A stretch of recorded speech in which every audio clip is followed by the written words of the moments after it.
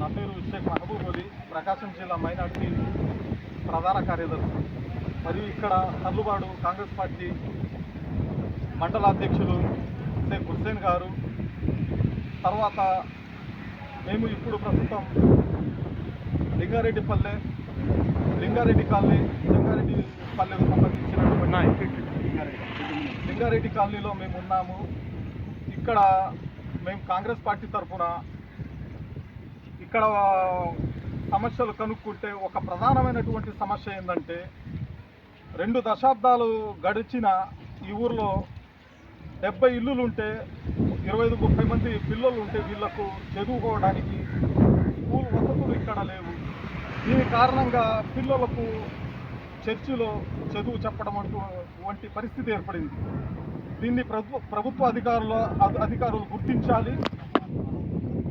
దీనికి భూమిని కూడా కేటాయించిన కూడా ఎలాంటి స్పందన లేకుండా గాలికి వదిలేశారు. మేము కాంగ్రెస్ పార్టీ తరఫున డిమాండ్ చేసేది ఏంటంటే, తొందరగా పిల్లలకు ఒక స్కూల్ భవనాన్ని కట్టియాలి.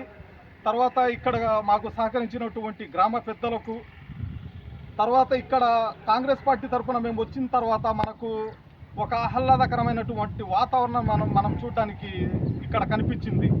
ప్రజల్లో కాంగ్రెస్ పార్టీ యొక్క అభిమానం, కాంగ్రెస్ పార్టీ యొక్క ఆలోచన ప్రజల్లో ఇంతవరకు కూడా ఒక 10 సంవత్సరాలు గడిచినా కానీ వాళ్ళల్లో ఒక హృదయాల్లో కాంగ్రెస్ పార్టీ యొక్క భావన అనేది నాటుకొని పోయిందని నేను మీ అందరి ద్వారా తెలియజేస్తున్నాను.